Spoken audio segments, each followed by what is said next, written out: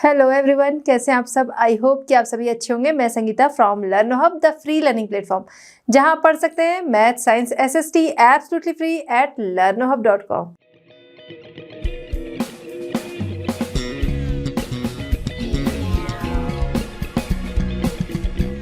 बच्चों, आज हम डिस्कस करेंगे आईसीएसई क्लास 10। टॉपिक हमारा है mineral and energy resources 2 part 1।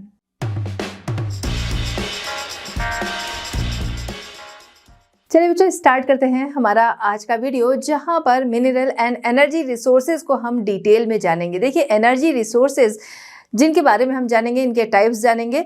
कौन कौन से एनर्जी रिसोर्सेज बहुत ज़्यादा इंपॉर्टेंट है, वैसे तो सभी इंपॉर्टेंट है, मगर उनमें से कुछ एनर्जी रिसोर्सेज जिनके बारे में हम लोग यहाँ पर डिस्कस करेंगे, उनको डिटेल में जानेंगे, उनके बारे में कहाँ पर पाए जाते हैं, उनका किस तरीके से यूज़ होता है, ये सारी चीज़ें हम डिस्कस करेंगे। तो स्टार्ट करते हैं हमारी आज की वीडियो, जहाँ पर सबसे पहले एनर्जी सोर्सेज जो हमारे हैं इनके बारे में बात करेंगे। देखिए, एनर्जी सोर्सेज जो कि हमारे लिए बहुत ज़रूरी है। कैसे ज़रूरी है भाई? हमारा लिविंग स्टैंडर्ड जो है उसमें सुधार के लिए, उस पर इम्प्रूवमेंट के लिए।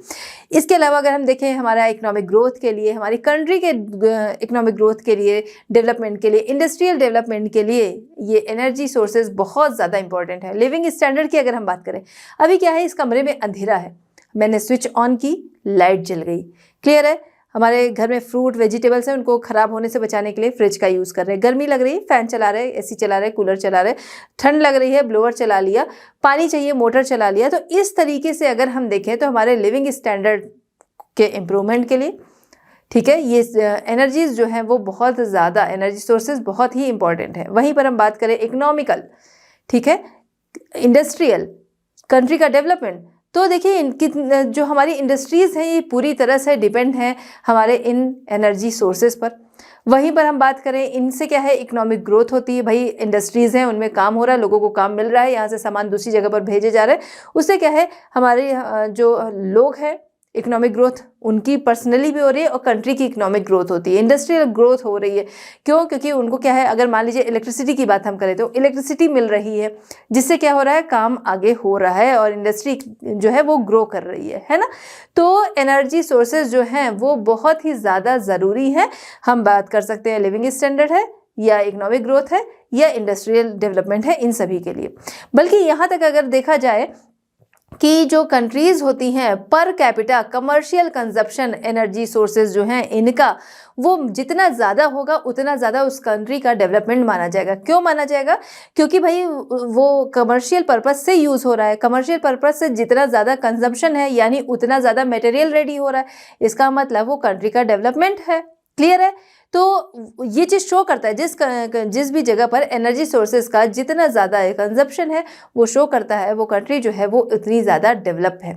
अब यहाँ पर एनर्जी सोर्सेज की अगर हम बात कर रहे हैं, ये एनर्जी सोर्सेज जो है वो दो तरीके के होते हैं। एक तो वो जिनको हम यूज़ करते हैं और उसके बाद दोबारा हमारे यूज़ करने के बाद वो दोबारा से नहीं बन पाते, जो हम रिन्यूएबल और नॉन रिन्यूएबल की बात करते हैं, है ना। जो रिन्यू नहीं हो सकते हैं उन्हें हम कहते हैं कन्वेंशनल एनर्जी सोर्सेज। क्लियर है?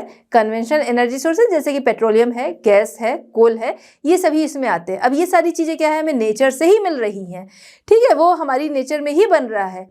लेकिन देखा जाए तो उनको बनने में बहुत ज़्यादा टाइम लगता है, इसलिए हम इनको कन्वेंशनल एनर्जी सोर्सेज यानी परंपरागत तरीके एनर्जी सोर्सेज के कहते हैं। ठीक है। अब वहीं पर अगर हम बात करें नॉन कन्वेंशनल, जो कि क्या है, गैर परंपरागत है, पुराने टाइम से नहीं यूज़ हो रहा है, लेकिन अब इन पर काम हो रहा है और ज़्यादा से ज़्यादा लोग जो है अब धीरे धीरे इनको अडॉप्ट कर रहे हैं। जैसे हमारी सोलर एनर्जी हो गई, विंड एनर्जी हो गई, या बायोगैस हो गया, ये सारी चीज़ें इसमें आती हैं। ठीक है। तो कन्वेंशनल, नॉन कन्वेंशनल, ये दोनों का डिवीज़न हमने देखा। कन्वेंशनल जो पुराने टाइम से यूज़ होता आ रहा है, जैसे कोल है, पेट्रोलियम है, ये सारी चीज़ें। नॉन कन्वेंशनल जैसे कि हमारा विंड है, सोलार एनर्जी है, ये सारी चीज़ें। क्लियर है? तो कन्वेंशन, नॉन कन्वेंशनल। तो सबसे पहले हम डिस्कस करेंगे यहाँ पर कन्वेंशनल एनर्जीज़ को हम डिटेल में देखेंगे आगे, उसके बाद हम चलेंगे नॉन कन्वेंशनल पर। चलिए बच्चों, बात करते हैं कन्वेंशनल एनर्जी, जो कि क्या है, एग्जॉस्टेबल है। कन्वेंशनल एनर्जी जो कि परंपरागत हमारे तरीके हैं, ये नॉन रिन्यूएबल है, ये रिन्यू नहीं होता, ये ख़त्म हो जाएगा। क्यों? क्योंकि ये बन तो रहा है नेचर के द्वारा, लेकिन हमारा कंजप्शन कितना ज़्यादा है। हम देखें पेट्रोल है, गैस है, कोल है, इनका हर रोज़ हर किसी के द्वारा कितना ज़्यादा कंजप्शन है। क्या ये इतने ही टाइम पीरियड में उतनी ही तेज़ी से बनते हैं? नहीं, इनको बनने में बहुत समय लग जाता है, इसलिए क्या है, एग्जॉस्टेबल है, ये ख़त्म हो जाने वाले हैं। इसके अलावा देखा जाए जब इनको यूज़ किया जाता है तो इनसे हैज़ार्डस एमिशन, यानी कि अगर जब हम यूज़ करते हैं तो कुछ खतरनाक चीज़ें जो है वो निकलती हैं, जो कि क्या है, हमारे एटमॉस्फेयर के लिए तो अच्छी नहीं है, साथ ही साथ हमारी हेल्थ के लिए भी वो अच्छी नहीं है। जैसे अगर हम बात करें, कोल है, कोल से निकलने वाला धुआं है, ठीक है, स्मोक हो गया, ऐश हो गया, बहुत सारी कह सकते हैं जहरीली जो गैसेस हैं, वो सारी चीज़ें क्या है, हमारे एटमॉस्फेयर के साथ साथ हम सभी को भी बहुत नुकसान पहुंचाती हैं। ये हमारे लिए बहुत ज़्यादा फ़ायदेमंद तो है, एनर्जी सोर्सेज है जो हमारा डेवलपमेंट, जैसा हमने समझा, हमारी कंट्री का डेवलपमेंट, लेकिन वहीं पर ये बहुत ज़्यादा कह सकते हैं कि नुकसान भी पहुंचाते हैं। दे कॉज पॉल्यूशन, ये पॉल्यूशन का कारण बनते हैं। जैसा हमने समझा, स्मोक है, गैसेज हैं, ये सारी चीज़ें क्या है, पॉल्यूशन को फैलाती है। इसके अलावा क्या है, कन्वेंशनल सोर्सेज और एग्जॉस्टेबल, अभी हमने समझाई, और बहुत ज़्यादा एक्सपेंसिव होता है इसका ट्रांसपोर्टेशन, एक जगह से दूसरी जगह ले जाना, इनका स्टोर करना, इनको मेंटेन करना, इनको एक्सट्रैक्ट करना, ये सारी चीज़ें बहुत ही ज़्यादा एक्सपेंसिव होती हैं। चलिए, तो कन्वेंशनल एनर्जी में हम यहाँ पर बात करेंगे सबसे पहले कोल की। कोल जो कि देखा जाए तो बहुत पुराने टाइम से यूज़ हो रहा है और आज भी इसकी डिमांड, इसका कंजप्शन बहुत ज़्यादा है। कोल के बारे में अगर हम बात करें, ये एक एग्जॉस्टेबल रिसोर्स है हमारा, या फिर कह सकते हैं नॉन रिन्यूएबल रिसोर्स है। इसका अगर हम देखें 17वीं सेंचुरी इंडस्ट्रियल रेवोल्यूशन जो था, उसके आने से इसकी डिमांड जो थी वो बढ़ती गई। कंजप्शन, डिमांड जो भी कह लीजिए, ये चीज़ें जो थी वो बढ़ती रह गई, क्योंकि इंडस्ट्रियल रेवोल्यूशन जो था वो, उसके आने से बहुत सारी इंडस्ट्रीज जो थी वो आगे ग्रो करने लगी, उनके लिए कोल की ज़रूरत होने लगी। 18वीं सेंचुरी में हम देखते हैं स्टीम इंजन, इसका आविष्कार हो जाता है, तो कह सकते हैं कंजप्शन के जो तरीके थे वो और ज़्यादा बढ़ने लगे, लोगों के घरेलू जो काम थे उनके लिए इसका यूज़ होने लगा, और वहीं पर हम अगर बात करें इंडस्ट्रीज़ में इसका बहुत ज़्यादा यूज़ होने लगा। तो उस समय तक देखा जाए तो ये इजीली मिल भी जाता था और इसकी कॉस्ट भी कम आती थी, इसलिए लोग इसका बड़ी तेज़ी से यूज़ कर रहे थे। इसके बाद 21वीं सेंचुरी आते आते लोगों को ये समझ में आने लगा कि भाई ये एक एग्जॉस्टेबल रिसोर्स है, यानी ये ख़त्म हो जाने वाला रिसोर्स है। साथ ही साथ भाई इससे होने वाले नुकसान, इससे निकलने वाला धुआं, इसकी वजह से ग्लोबल वार्मिंग का बढ़ना, तो ग्लोबल वार्मिंग के लिए लोग जो थे वो अवेयर होने लगे, इसकी कम मात्रा के लिए लोग अवेयर होने लगे।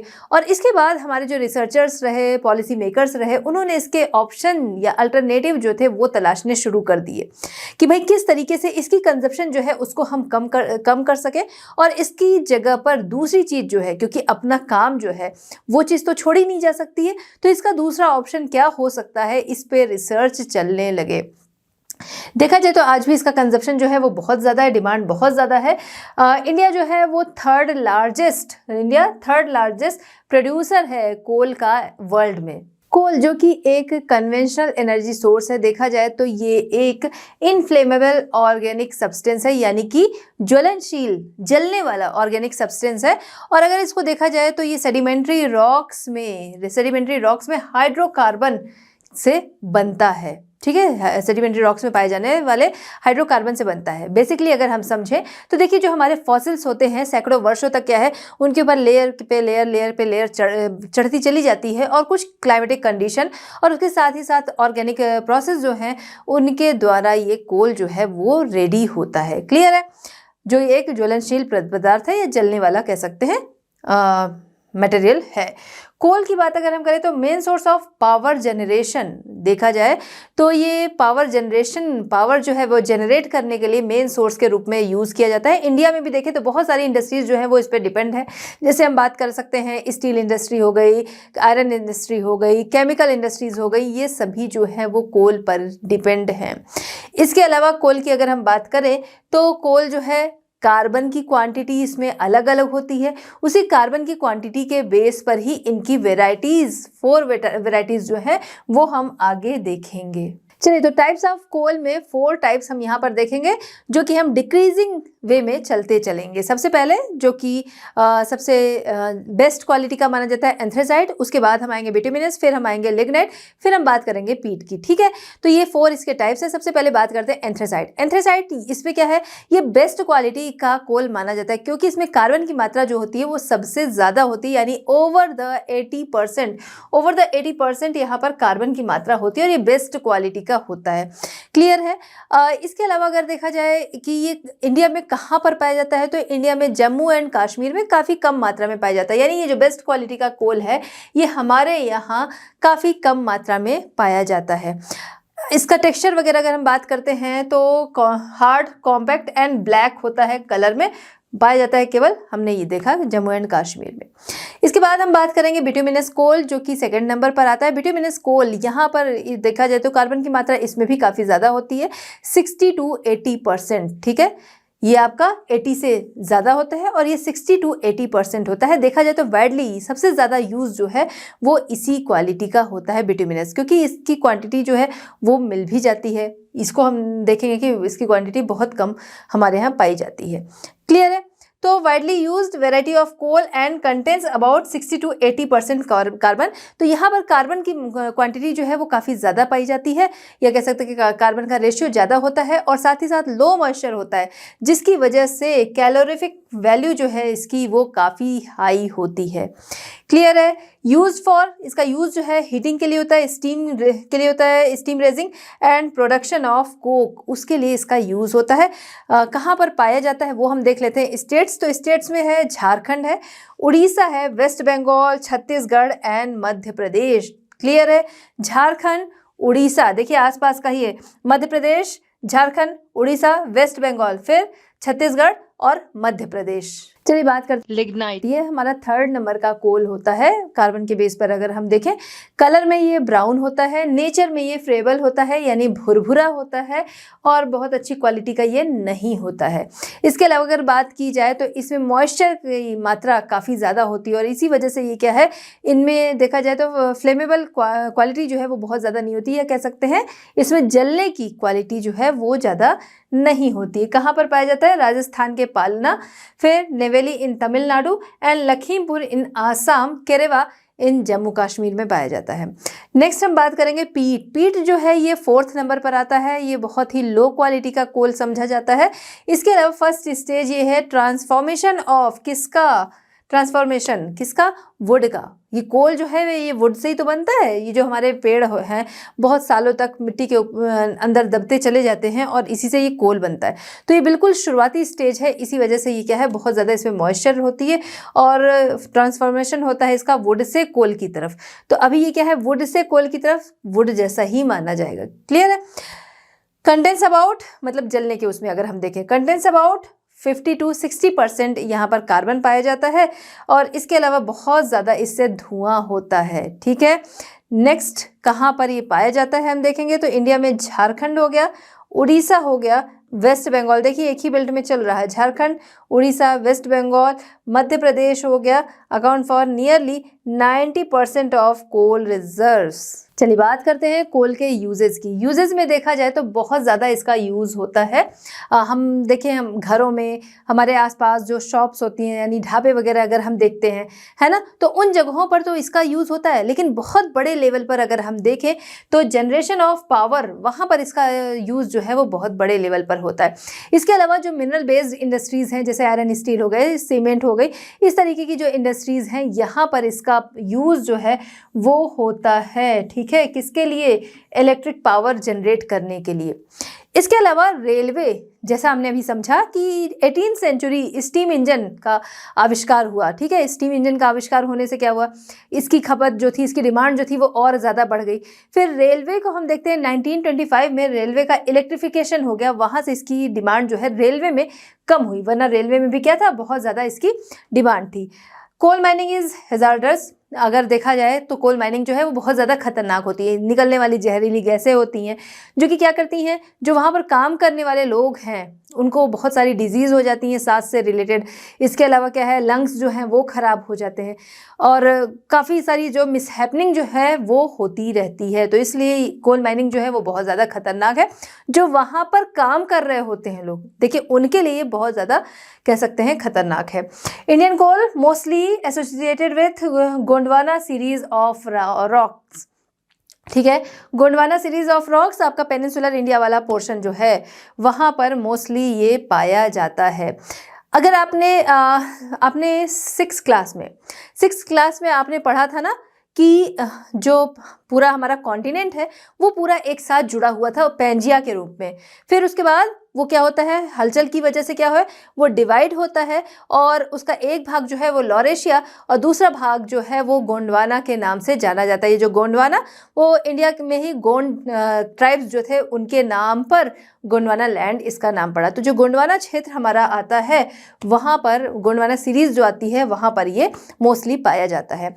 अब इसके अलावा about 2% Indian coal is of tertiary type. तो टर्शरी टाइप का 2% कोल हमारे यहाँ पाया जाता है। चलिए बात करते हैं डिस्ट्रीब्यूशन ऑफ कोल। यहाँ पर हम देखेंगे सबसे पहले गोंडवाना कोल फील्ड के बारे में।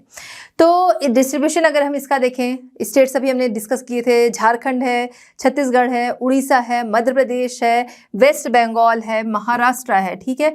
इन स्टेट्स में ये मेनली पाया जाता है जो आपकी आती है किसमें, गोंडवाना कोलफील्ड में, ठीक है।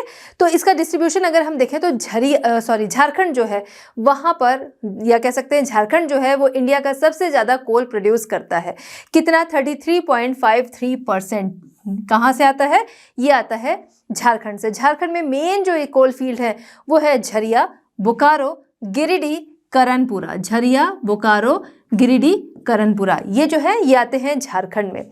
अब इसके बाद हम बात करते हैं छत्तीसगढ़ में हम देखें तो टाटापानी, रामपुर और कोरबा ये मेन कोल फील्ड्स हैं, ठीक है। कोरबा, टाटापानी जो है ये मेन कोल फील्ड है। इसके बाद हम बात करते हैं छत्तीसगढ़ के बाद हम आते हैं उड़ीसा में हम देखें तो संबलपुर, ठीक है, संबलपुर और तलचर। उड़ीसा में संबलपुर और तलचर ये दो मेन कोल फील्ड्स हैं। फिर बात करते हैं मध्य प्रदेश, जहाँ पर मध्य प्रदेश में अगर हम देखें तो सिंगरौली जो कि मेन है, इसके अलावा शहडोल है, इसके अलावा अगर हम देखें तो शोलापुर है, सिंगरौली, शहडोल, शोलापुर और इसके अलावा पंचवैली, ठीक है। ये आता है आपका कहाँ, मध्य प्रदेश। पंचवैली जो कि महाराष्ट्र से लगा हुआ है, यहाँ पर पाया जाता है।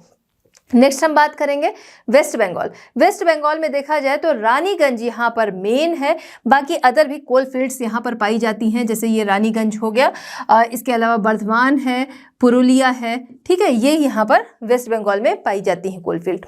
नेक्स्ट हम बात करेंगे महाराष्ट्र में वर्धा वैली, ठीक है, ये आपका आएगा वर्धा वैली।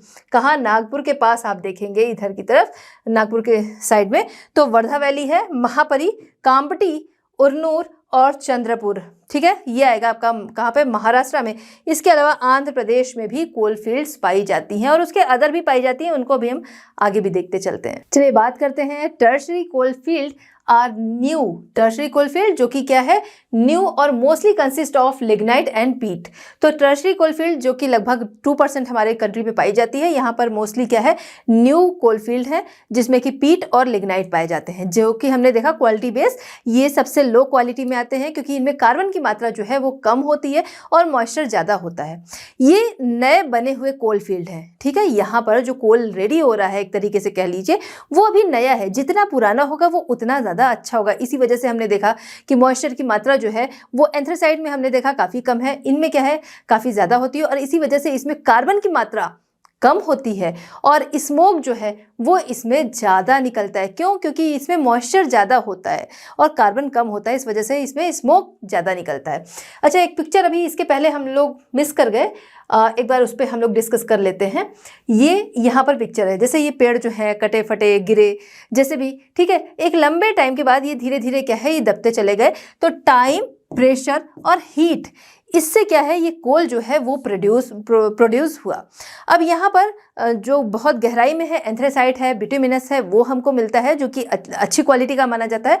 और उसके बाद देखा जाए तो जो अर्थ सरफेस है उसके करीब, बिल्कुल जो करीब का कोल है उसे हम पीट के नाम से जानते हैं। क्लियर है? चलिए, पीट हो गया, ये लिग्नाइट हो गया, ये उस कैटेगरी में आते हैं क्योंकि ये क्या है, ये अभी नए बने हैं, ये अर्थ सरफेस के करीब है, इस वजह से ये मॉइस्चर होता है और धुआं ज़्यादा देते हैं। ठीक है, आते हैं अब हम लोग वापस अपनी जगह पर। तो यहाँ पर हम बात कर रहे हैं कि कहाँ कहाँ पर ये पाए जाते हैं। तो सबसे पहला कश्मीर में कौन सी जगह है, रियासी। तो इधर कश्मीर की तरफ रियासी हो गया। फिर हम आते हैं आसाम, जहाँ पर लखीमपुर, अरुणाचल प्रदेश की तरफ हम चलेंगे लगभग आगे, तो वहाँ पर क्या है, लखीमपुर, वहाँ पर ये पाया जाता है। फिर इसके अलावा हम बात करेंगे नार्मचिक, ये आएगा आपका कहाँ पर, अरुणाचल प्रदेश में। नागालैंड में आगे हम देखेंगे, नागालैंड में बोरगन एंड तियांजंग है। नागालैंड में जब मिड में आप लगभग देखेंगे यहाँ पर तियांजंग आता है। नेक्स्ट है बालपक एंड दारा नागरी, ये आता है कहाँ पर, मेघालय में आता है। ठीक है, दारा नागरी और बालपक ये आता है। फिर पल्लू है कहाँ, राजस्थान में पल्लू। फिर नेवेली, जामाकोंडा और मनारगुडी और वीरानाम, ये आते हैं कहाँ पर, तमिलनाडु में। ठीक है, तो इन जगहों पर ही पाए जाते हैं। अब आप यहाँ देख भी सकते हैं कि इसको जो हमारे मेन कोल फील्ड हैं, ठीक है, उनको डार्क कलर से शो किया गया और यहाँ पर लाइट कलर में ये जो हमारे थर्ड और फोर्थ टाइप वाला कोल है उसको शो किया गया है। चलिए बात करते हैं advantages of coal energy. Coal energy के फायदे, सबसे पहला कि हमारी जो प्राइमरी एनर्जी है उसकी नीड जो है वो 30% कोल से पूरी होती है। इसके अलावा ऑल ओवर द वर्ल्ड देखा जाए तो इलेक्ट्रिसिटी जनरेट करने के लिए 40% जो है कोल का यूज़ किया जाता है, मतलब 40% इलेक्ट्रिसिटी जनरेट करने के लिए कोल का यूज़ होता है। इसके अलावा अगर हम बात करें कि अफोर्डेबल होता है, इसी वजह से देखिए कोल जो है वो बहुत ज़्यादा उसकी पहुंच जो है बहुत लोगों तक होती है। यानी कि हम देखें तो लोग अपने घरों में अगर ठंड लग रही है तो भी अंगीठी में जला लिया, है ना, उसे खाना पीना बनाना। अब तो खैर खाना पीना बनाने का काम नहीं होता, पहले उससे बहुत ज़्यादा ये काम होता था कि अंगीठी में जला लिया, उस पर खाना बन रहा है लोगों का। इसके अलावा देखा जाए तो ढाबे वगैरह में अभी भी इसका यूज़ जो है वो बराबर होता है। क्लियर है, अफोर्डेबल है, प्राइस इसके स्टेबल होते हैं ओपन मार्केट में देखा जाए, और इसके अलावा अगर देखा जाए तो काफ़ी सस्ता होता है, अफोर्डेबल है और इजीली मिल जाता है। ठीक है, तो इस वजह से क्या है, चीपेस्ट मिनरल है और लोग जो है इस वजह से इसका यूज़ ज़्यादा करते हैं।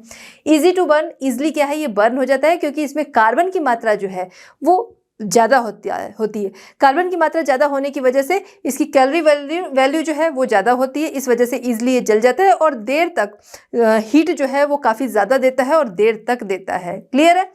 No dependency on climate condition, climatic condition पर इसकी कोई डिपेंडेंसी नहीं होती है। जैसे हम बात करें विंड एनर्जी हो गई, जब उसको उस हिसाब से मिलेगी तभी ना चलेगा। इसके अलावा अगर हम बात करें सोलार एनर्जी, सोलार एनर्जी क्या है कि जब उसको हीट मिल रही है तब वो काम कर रहा है। मान लीजिए बैटरी रखी हो, चार्ज है, उससे काम किया जा रहा है, लेकिन अगर क्या है कई दिनों तक बारिश की कभी होता है ना कि बारिश वाला टाइम जो है वो लगातार बारिश हो रही है, तब क्या होगा, तब उतनी हीट जो है वो जनरेट नहीं हो पाती है, आती तो है बट उतनी ज़्यादा नहीं आती। तब उस समय में वो सोलार एनर्जी जो है उतनी ज़्यादा काम नहीं करेगी। क्लियर है कि जो स्टोरेज रखा है वो काम कर रहा है, जो बैटरी चार्ज होकर रखी है उससे काम लिया जा रहा है। इसके अलावा बहुत कम आ रही है, तो इस वजह से वो जब लगातार बारिश होती है तब वो पैनल उतना अच्छा काम नहीं करते हैं। तो कोल जो है उसकी डिपेंडेंसी ऐसी नहीं होती है क्लाइमेटिक कंडीशन पर। नेक्स्ट है कोल की बात अगर हम कर रहे हैं तो कोल का यूज़ जो है वो बहुत ज़्यादा है। कोल टार, जिसका कि यूज़ अगर हम बात करें फिनाइल बनाने में होता है, क्रियोसेट ऑयल हो गया, नेफ्थलीन बॉल्स जो कि क्या है हम कपड़ों में रखते हैं, है ना, तो नेफ्थलीन बॉल्स हो गए, एंड अदर केमिकल्स बनाने में होता है। इसके अलावा aspirin, soap, dyes and fabrics, इनमें इसका यूज़ होता है। It reduce dependence on oil, oil पे हमारी डिपेंडेंसी को ये कम करता है, चाहे हम इलेक्ट्रिसिटी जनरेट करने की बात करें या फिर अदर भी पर्पज से हम बात करें तो वहाँ पर ये क्या है, रिड्यूस करता है ऑयल की पे हमारी डिपेंडेंसी को, बिल्कुल।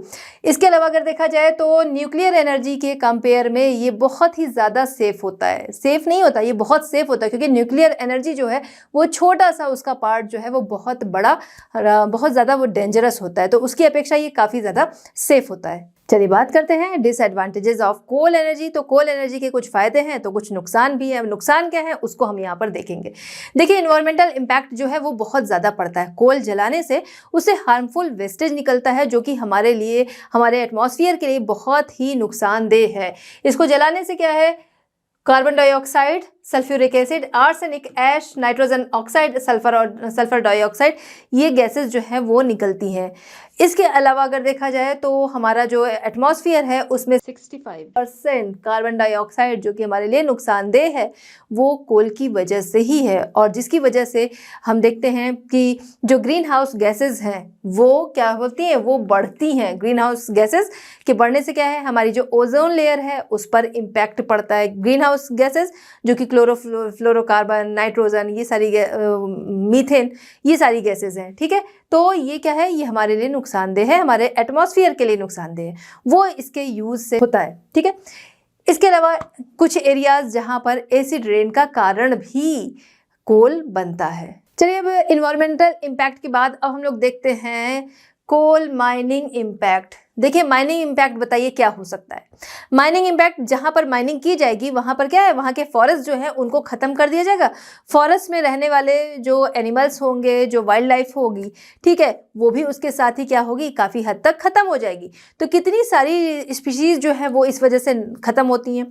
अच्छा, बायोडाइवर्सिटी हमारी जो है उसको क्या है, इससे खतरा होगा, और साथ ही साथ इकोसिस्टम हमारा डिसबैलेंस होगा। भाई जंगल जो है, हम कहते हैं ना ज़्यादा से ज़्यादा फॉरेस्ट जो है वो लगाने चाहिए, प्लांट्स जो है वो लगाने चाहिए।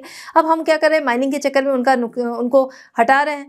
तो पहला चीज़ कि फॉरेस्ट जो है वो कटने से पोल्यूशन बढ़ रहा है, ठीक है, वहाँ पर माइनिंग की जा रही है उससे पोल्यूशन बढ़ रहा है। जो हमें शुद्ध एयर मिलती थी फॉरेस्ट कटने से वो नहीं मिलेगी, माइनिंग होने से क्या है, वहाँ पर पोल्यूशन बढ़ेगा।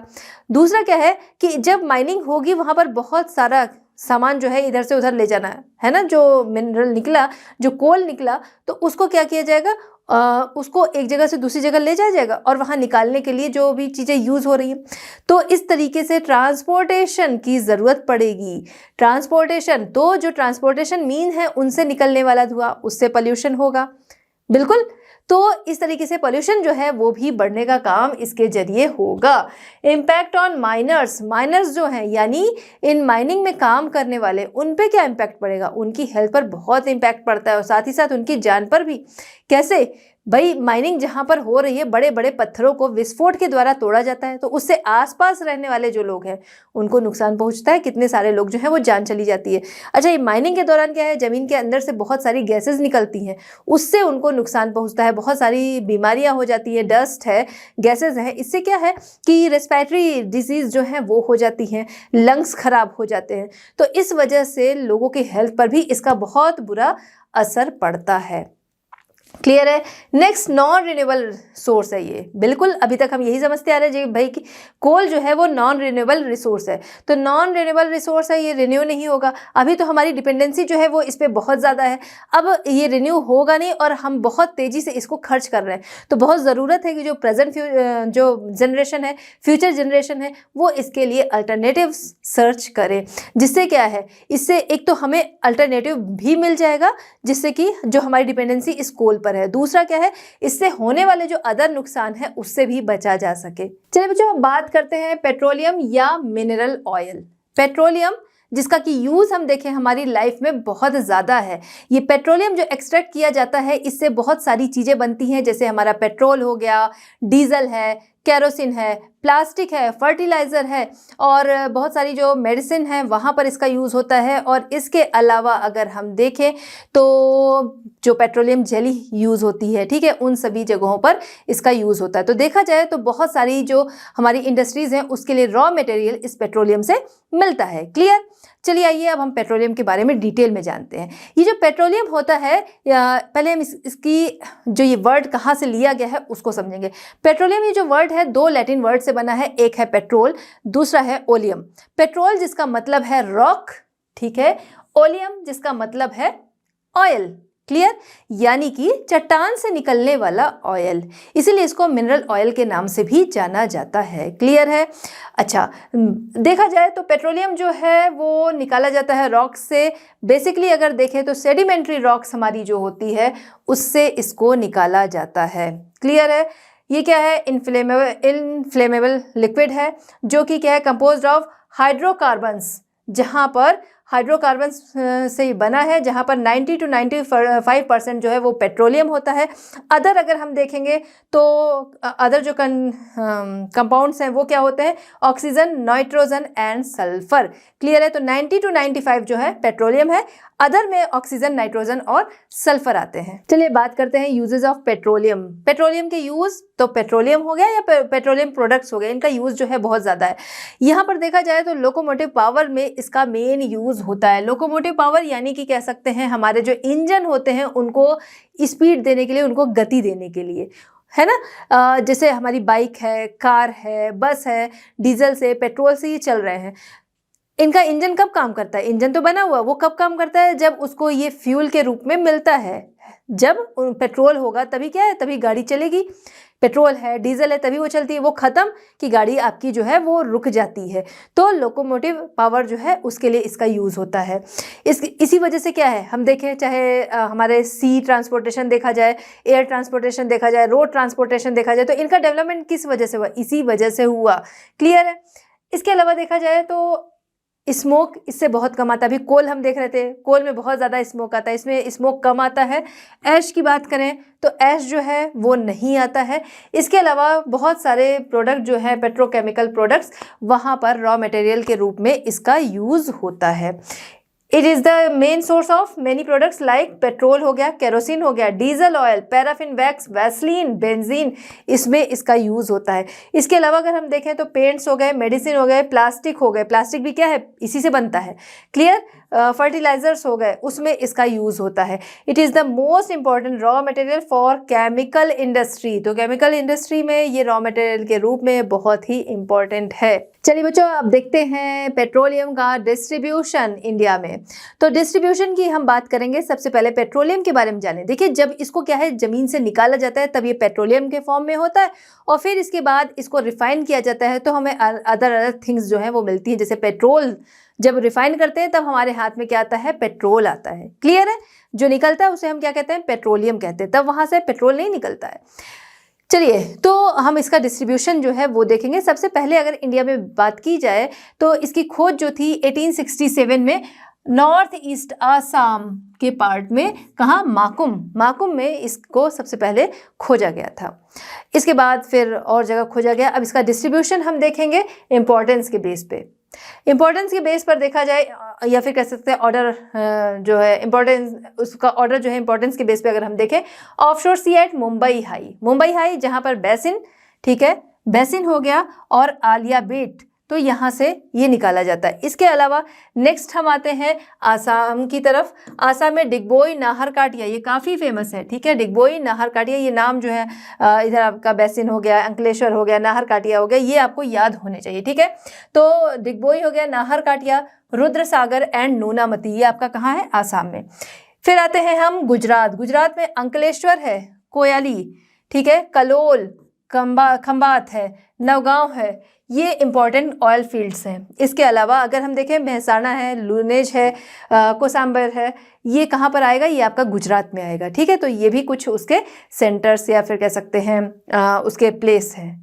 चलिए बात करते हैं list of major oil fields in India. India में मेजर ऑयल फील्ड्स की लिस्ट जो है वो हम यहाँ पर देखेंगे। तो यहाँ पर हम ऑन शोर ऑयल फील्ड और ऑफ शोर ऑयल फील्ड, इन दोनों के बारे में बात करेंगे। देखिए, ऑन शोर ऑयल फील्ड कौन सी होती है, ये जो ऑयल निकाले जाते हैं दो तरीके से। एक क्या होता है, जो हमारी लैंड है, इसमें ही क्या है, ड्रिल किया जाता है गहराई में, जहाँ पे ऑयल मिलता है और उसके बाद ऑयल निकाला जाता है। ठीक है, एक तो ये हो गया। दूसरा, जिसको कि हम क्या कहते हैं, ऑन शोर कहते हैं। दूसरा जो है उसको हम कहते हैं ऑफ शोर। क्लियर है, ऑफ शोर। अब ये जो ऑफ शोर ऑयल फील्ड्स हैं, इनकी बात अगर हम करें तो ऑफ शोर ऑयल फील्ड्स जो हैं, यानी कि जो समुद्र के अंदर ऑयल पाया जाता है, उसे हम ऑफ शोर ऑयल फील्ड के नाम से जानते हैं। क्लियर, यानी कि इसको हमने समझा है, जो हमारी अर्थ सरफेस है उसके अंदर ड्रिलिंग की जाती है और जहाँ पर ये ऑयल मिलता है उससे निकाला जाता है। समुद्र के अंदर क्या है, काफ़ी गहराई तक मशीन जो है उसको भेजा जाता है। फिर क्या है, नीचे की तरफ कहीं ना कहीं चट्टान जो है वो मिलेगी और सरफेस जो है वो मिलेगी, तो उसके अंदर फिर ड्रिलिंग की जाती है और जिस जगह पे ये ऑयल जो है मिलने लगता है वहाँ पर मशीनें जो है वो फिट कर दी जाती हैं और उसके जरिए ऑयल निकाला जाता है। देखिए यहाँ पर थोड़ा सा ये है ऑफशोर में कि ऑफशोर जो ऑयल फील्ड्स होती हैं ये थोड़ा सा रिस्की होती हैं। कई बार क्या होता है, यहाँ पर ऑयल जो है वो रिसने लगता है, जिसकी वजह से ऑयल जो है उसको नुकसान पहुँचता है, साथ ही साथ जो हमारी एक्वा लाइफ्स है उसको भी बहुत नुकसान पहुँचता है। क्लियर है? चलिए आइए देखते हैं। तो सबसे पहले हम लोग देखेंगे ऑन शोर ऑयल फील्ड्स। ठीक है, ऑन शोर ऑयल फील्ड्स इन north eastern India. North eastern India में हम पहले देखेंगे तो आसाम में अगर हम बात करें, आसाम में डिगबोई जो कि बहुत ही फेमस है, डिगबोई नाहरकटिया, ठीक है, ये है आपके। तो डिगबोई जो है ये ओल्डेस्ट फील्ड है, ध्यान रखिएगा, डिगबोई जो है ओल्डेस्ट फील्ड है जो कि 1866 में स्थापित हुई थी। फिर आगे है नाहरकटिया, मारन, रुद्रसागर, गेलकी, हुगरीगंज, अंगुई लकवा फील्ड्स, बप्पापुंग एंड हंसापुंग एंड मोसिमपुर। ठीक है, तो ये सारा जो है आपका आसाम में ये वाला जो रीजन है इसी में आएगा। क्लियर है? नेक्स्ट हम बात करेंगे there are oil fields at Nigru. ठीक है, निगरू जो है ये कहाँ आएगा, ये आपका आएगा अरुणाचल प्रदेश।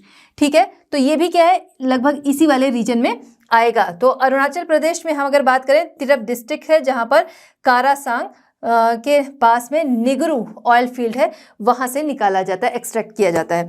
नेक्स्ट हमारा है नागालैंड। नागालैंड ऑयल फील्ड जहां पर Borbola on the border between Nagaland and Assam. तो नागालैंड और आसाम के बॉर्डर पर मिलता है आपका बोरबोला ऑयल फील्ड, यहाँ से ऑयल निकाला जाता है। चलिए नेक्स्ट हम देखेंगे ऑन शोर ऑयल फील्ड कहाँ पर, वेस्टर्न इंडिया। वेस्टर्न इंडिया में हम देखेंगे गुजरात में। गुजरात में अंकलेश्वर हमने पहले डिस्कस किया, अंकलेश्वर है, कलोल, नौगांव, कोसांबा, काटना, वेवेल, बारकोल, ढोलाका, मेहसाना, कड़ी, अहमदाबाद एंड सानंद फील्ड्स, ये आपके आते हैं कहाँ पर, गुजरात में। क्लियर है? चलिए नेक्स्ट यानी कि सी है ऑन शोर oil field in southern India. Southern India की तरफ हम चलते हैं। तो सदर्न इंडिया में अगर हम देखें, जो हमारा ईस्टर्न कोस्ट है, ठीक है, ईस्टर्न कोस्ट में हम देखें तो गोदावरी और कावेरी बेसिन, गोदावरी और कावेरी बेसिन जो है ये नए नए ऑयल फील्ड के रूप में प्रोस्पेक्टिव में आए हैं। इसके अलावा देखा जाए oil fields are Narimanam and Kovilpal etcetera है। एनजीआरआई, एनजीआरआई क्या है, ये इंडिया का एक रिसर्च इंस्टीट्यूट है। फुल फॉर्म अगर हम बात करें तो नेशनल ज्योग्राफिकल रिसर्च इंस्टीट्यूट। ठीक है, तो इनकी रिसर्च के बेस पर जो हमारा ईस्टर्न कोस्ट पर, ठीक है, कृष्णा गोदावरी बेसिन है, यहाँ पर ईस्टर्न कोस्ट पर कृष्णा गोदावरी बेसिन है, यहाँ पर हाइड्रेटेड गैस के भंडार पाए गए हैं, आइडेंटिफाई किए गए हैं। इसके अलावा ऑयल माइनिंग स्टेट वाइज अगर हम देखें, एनुअल प्रोडक्शन जिनका ज़्यादा से कम में हम देखें, ठीक है, कौन सबसे ज़्यादा कर रहा है, उस बेस पर अगर हम देखें तो सबसे पहले आता है मुंबई हाई, यानी कि कह सकते हैं Maharashtra.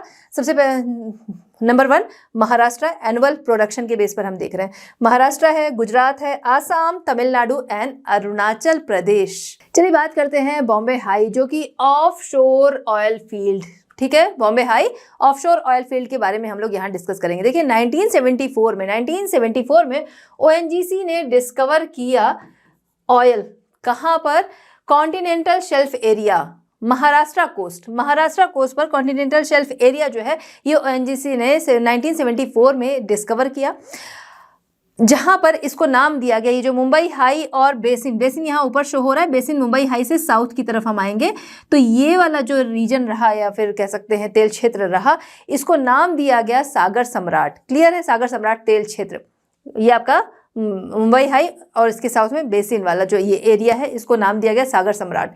Other offshore oil field की अगर हम लोग बात करें तो इसमें है बेसिन, जो कि लोकेटेड है कहाँ, मुंबई हाई से साउथ में। ठीक है, मुंबई हाई से साउथ में आता है बेसिन, एक तो ये है।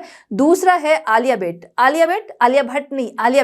ठीक है, ये है आलिया भट्ट आइलैंड है, ठीक है, जो कि आपका कहाँ पर आएगा, भावनगर के करीब, यानी गुजरात, गल्फ ऑफ कैम्बे के करीब। गल्फ ऑफ कैम्बे क्या है ना, वो भी हम लोग देख लेते हैं इसी समय। देखिए गल्फ किसको कहते हैं, जब क्या है लैंड के बीच में दो लैंड फॉर्म दो है उनके बीच में कोई वाटर बॉडी आ जाती है, नैरो सा रास्ता बनाकर, उसे हम गल्फ का नाम देते हैं, है ना। तो ये यहाँ पर हो गया गल्फ ऑफ कैम्बे आपका। देखिए इसी तरह का स्ट्रक्चर हमें गुजरात के पास एक यहाँ दिख रहा है और एक इस साइड पर दिख रहा है ना। हम लोग जब ये स्ट्रक्चर बनाते हैं इस तरीके से, ये तो एक यहाँ हमें दिख रहा है, एक यहाँ दिख रहा है। जो ये वाला है ये आपका गल्फ ऑफ कैम्बे या खंभात की खाड़ी के नाम से जाना जाता है, और ये आपका गल्फ ऑफ कच्छ है। क्लियर है। तो गल्फ ऑफ कैम्बे के करीब ये आलियाबेट आइलैंड, जो कि क्या है, नर्मदा रिवर से घिरा हुआ है, तो यहाँ पर पाया गया है। ठीक है, एक आपका हो गया बेसिन और दूसरा हो गया आलियाबेट आइलैंड। इसके अलावा अनदर स्ट्रक्चर नेम्ड, जिसका नाम है हीरा, यहाँ से भी 1/3 ऑयल जो है वो निकाला जाता है, जिसको रिफाइन होने के लिए ट्रॉम्बे, मुंबई या महाराष्ट्र कह सकते हैं, वहाँ पर भेजा जाता है। ठीक है। अच्छा, ऑयल रिफाइनरीज की अगर हम बात कर रहे हैं तो हमारे देश की सबसे बड़ी ऑयल रिफाइनरी कौन है, तो हमारे देश की सबसे बड़ी ऑयल रिफाइनरी है रिलायंस ऑयल रिफाइनरी। और ये केवल हमारे देश की ही नहीं, ये वर्ल्ड की सबसे बड़ी, याद रखिएगा, वर्ल्ड की सबसे बड़ी ऑयल रिफाइनरी है, जो कि जामनगर गुजरात में है, रिलायंस ऑयल रिफाइनरी। चलिए अब देखते हैं अदर ऑयल फील्ड्स, जिसमें कि जो अभी हमने देखा, इसके अलावा अगर हम देखें तो ये डिस्कवर किया गया है जो आपका कृष्णा कावेरी गोदावरी बेसिन है यहाँ पर। ठीक है, कहाँ आएगा ये, आपका आंध्रा की तरफ आएगा, है ना, कृष्णा कावेरी गोदावरी बेसिन। पॉसिबिलिटी जहाँ जहाँ पर है वो भी हम देख लेते हैं। पॉसिबिलिटी है कोरोमंडल कॉन्टिनेंटल, आपका तमिलनाडु की तरफ आ जाएगा, Coromandel continental shelf area, Sundarban delta, ठीक है, ऑफ शेर area and gulf of Cambay, अभी हम लोगों ने देखा ही गल्फ ऑफ कैम्बे की तरह। ठीक है, तो इधर क्या है, इधर पॉसिबिलिटीज जो है वो जताई जा रही कि यहाँ पर भी मिल सकता है। इंपॉर्टेंट ऑयल रिफाइनरीज, अब हम इनको डिस्कस करते हैं। तो also include the ones at Cochin हो गया, चेन्नई है, Visakhapatnam, Haldia and Barauni. Jamnagar refinery is the world's largest private sector crude oil refinery. Jamnagar refinery, जिसको अभी हम लोगों ने देखा, रिलायंस जामनगर रिफाइनरी, जो कि क्रूड ऑयल की सबसे बड़ी, क्रूड ऑयल जो क्या है, ये आपका कच्चा तेल है ना, क्रूड ऑयल कच्चा तेल, जिस तरीके से ये निकाला जाता है फिर आगे इसको रिफाइन किया जाता है, जब जिसमें निकालते हैं तब हम इसको क्रूड ऑयल के नाम से जानते हैं। तो क्रूड ऑयल की अगर हम देखें तो सबसे बड़ी रिफाइनरी जो है प्राइवेट सेक्टर में रिलायंस जामनगर रिफाइनरी। चलिए बात करते हैं एडवांटेजेस ऑफ पेट्रोलियम के फायदे। देखिए पेट्रोलियम जो है वो एक फॉसिल फ्यूल है, जो कि क्या है, हमारी जो लैंड है इसमें अर्थ सरफेस जो है इसके नीचे बहुत साल पहले जो प्लांट्स, एनिमल्स, इन सब के दब जाने से बना है। एडवांटेजेस की अगर हम बात करें तो इसको क्या है, आज हमारे पास नई नई टेक्नोलॉजीज़ हैं जिसकी वजह से इजीली निकाला जा सकता है। पहले क्या था, जब ये टेक्नोलॉजीज़ जो हैं, जब इनका इन्वेंशन नहीं हुआ था तो ये पेट्रोलियम रहे होंगे, बट इसका क्या है, हमें पता नहीं था, निकाल नहीं सकते थे। ठीक है, तो उसके बाद क्या है, जब तरीके भी आए, धीरे धीरे वो डेवलप होते गए, और आज के टाइम में देखा जाए तो बहुत सारी हमारे पास मॉडर्न टेक्नोलॉजीज़ हैं जिसकी वजह से इसको ईजिली निकाला जा सकता है। इसके अलावा अगर हम बात करें कि बर्न होने पे ये बहुत ज़्यादा एनर्जी जो है वो जनरेट करता है, यानी कि अगर हम देखें तो 1 किलो, ठीक है, 1 kg जो बर्न ऑयल है उससे लगभग 10,000 किलो कैलोरी जो है वो प्रोड्यूस होती है। एक्सट्रैक्शन कॉस्ट अगर हम देखें वो क्या है, वो लो है, और sold cheaper compare to other sources of energy, other source of energy की अपेक्षा अगर हम देखें तो ये सस्ता बिकता है।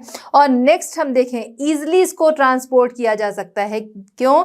क्योंकि ये लिक्विड फॉर्म में होता है, तो पाइप के जरिए, टैंकर्स जो हैं उनके जरिए इनको ईजिली ट्रांसपोर्ट किया जा सकता है। चलिए बात करते हैं डिसएडवांटेजेस ऑफ पेट्रोलियम के डिसएडवांटेजेस। देखिए पेट्रोलियम जो है वो एक नेचुरल फॉसिल फ्यूल है, जिसकी वजह से इसका स्टॉक जो है वो लिमिटेड है।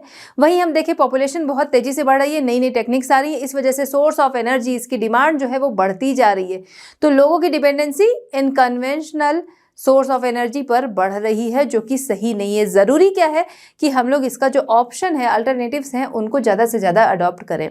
क्लियर है? तो बहुत ज़्यादा डिमांड बढ़ने से क्या हो रहा है, इनमें कमी आती जा रही है। इन्वायरमेंटल पॉल्यूशन, चाहे हम बात करें कि पेट्रोलियम को निकालने की, जब इसका एक्सट्रैक्शन होता है, या हम बात करें इसकी बर्निंग की, दोनों ही टाइम में क्या है, ग्रीन हाउस गैसेज निकलती हैं, और ये ग्रीन हाउस गैसेज जो हैं वो हमारे इन्वायरमेंट के लिए बिल्कुल भी अच्छी नहीं है। हमारा इन्वायरमेंट इससे पॉल्यूट होता है। ग्लोबल वार्मिंग का कारण यही ग्रीन हाउस गैसेज हैं।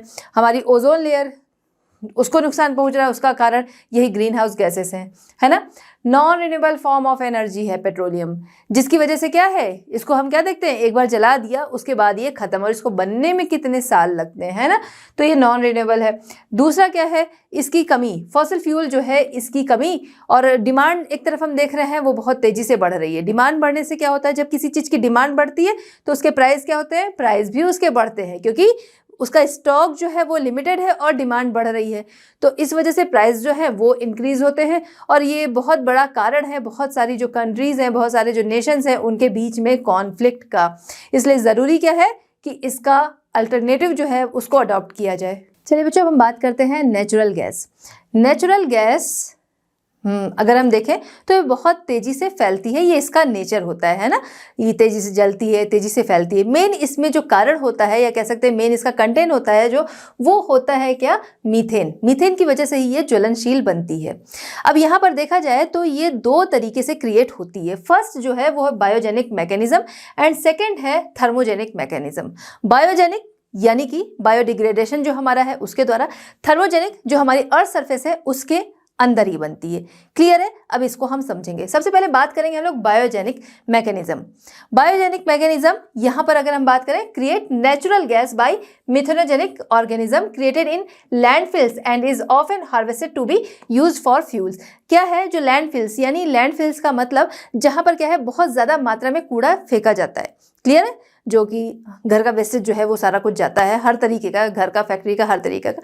तो जहाँ पर ये जमा होता है बहुत सारे बैक्टीरियाज पाए जाते हैं। ये बैक्टीरियाज क्या करते हैं, उसको खाते हैं, गैस जो है वो छोड़ते हैं। जो वो गैस होती है उसमें मीथेन की मात्रा काफ़ी ज़्यादा होती है और उसी को एक्सट्रैक्ट किया जाता है और उससे ये फ्यूल के काम में इसको लिया जाता है।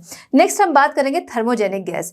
थर्मोजेनिक गैस जो है वो क्रिएटेड इनसाइड द अर्थ। जैसा अभी हम लोगों ने समझा, अर्थ के अंदर जो ऑर्गेनिक मटेरियल हैं उन पर क्या है, हाई टेम्परेचर, हाई प्रेशर का असर पड़ता है और उसकी वजह से ये गैस जो है, थर्मोजेनिक गैस जो है वो बनती है, जिसको कि मशीनें जो हैं वो लगाकर और एक्सट्रैक्ट किया जाता है और फिर आगे हम नेचुरल गैस के रूप में उसका यूज़ करते हैं। चलिए अब समझते हैं distribution of natural gas. Natural gas का डिस्ट्रीब्यूशन देखिए, नेचुरल गैस हमारे लिए बहुत ज़्यादा इंपॉर्टेंट है क्योंकि उसका यूज़ हम देखें एज अ फ्यूल होता है, हमारे कुकिंग में होता है।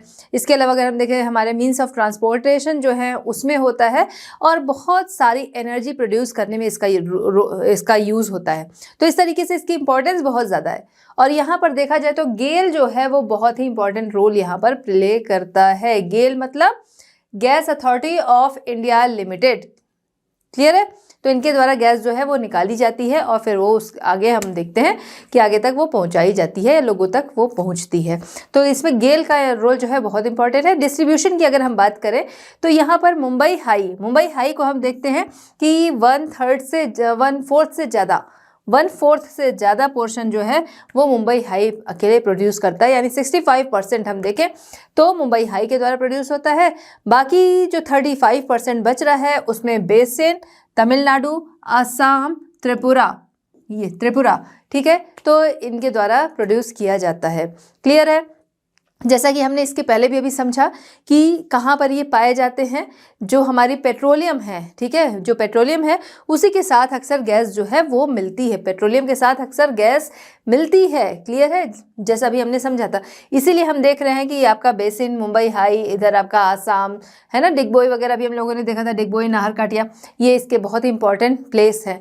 तो इन्हीं जगहों पर जहाँ जहाँ पेट्रोलियम है वहाँ हमें गैस के क्षेत्र भी देखने को मिलते हैं। चलिए अब बात करते हैं नेचुरल गैस के फ़ायदे या एडवांटेजेस। सबसे पहला, एफिशिएंटली और सेफली इसको स्टोर किया जा सकता है। क्लियर है।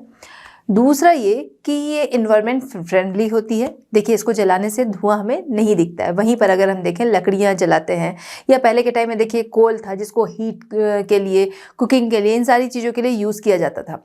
तो उसको देखें तो उसमें क्या है, बहुत ज़्यादा धुआं निकलता है। लकड़ियाँ, धुआं निकलता है। उपले लोग यूज़ करते हैं, उसमें धुआं निकलता है। इसमें देखें तो ये ऐसी चीज़ नहीं है।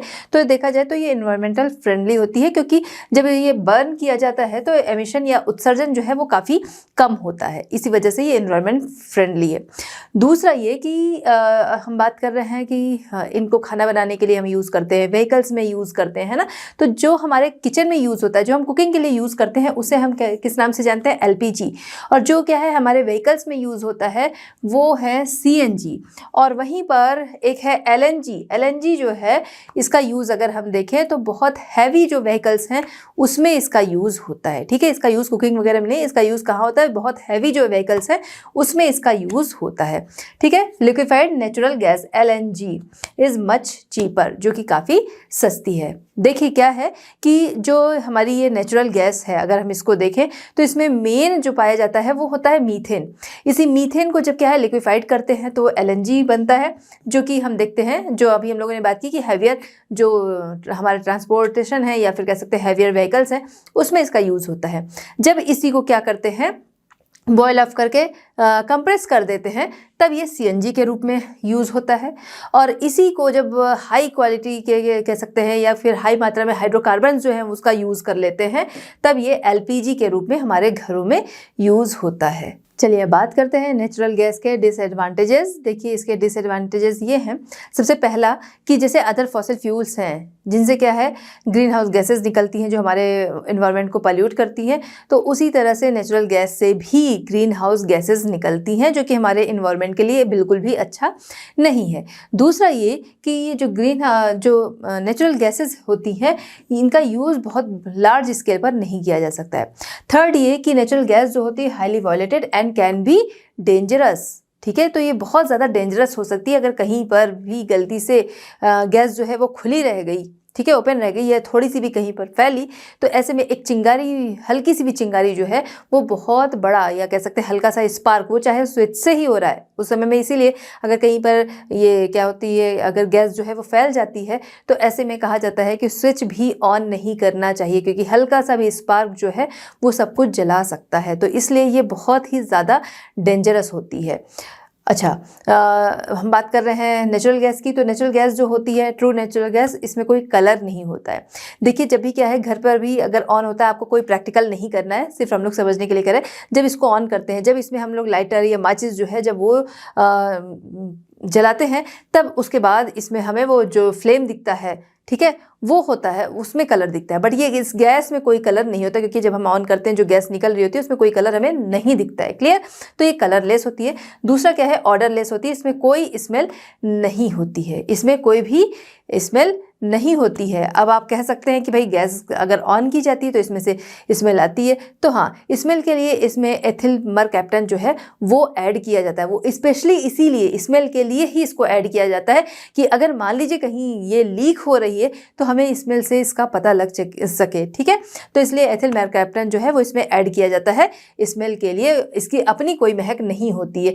और दूसरा थर्ड क्या है, ये टेस्टलेस होती है, इसमें कोई टेस्ट नहीं होता है। चलिए बात करते हैं problems of natural gas. Natural gas की प्रॉब्लम्स के बारे में हम यहाँ पर जानेंगे। देखिए क्या होता है, नेचुरल गैस का ये नेचर है कि वो बहुत तेज़ी से फैलती है, बहुत तेज़ी से फैलती है, जिसकी वजह से ये बहुत ज़्यादा डेंजरस होती है। इसका क्या कारण हो सकता है वो हम समझेंगे। सबसे पहला, it takes place due to lack of required compression, ठीक है, एंड ट्रांसपोर्ट फैसिलिटीज़।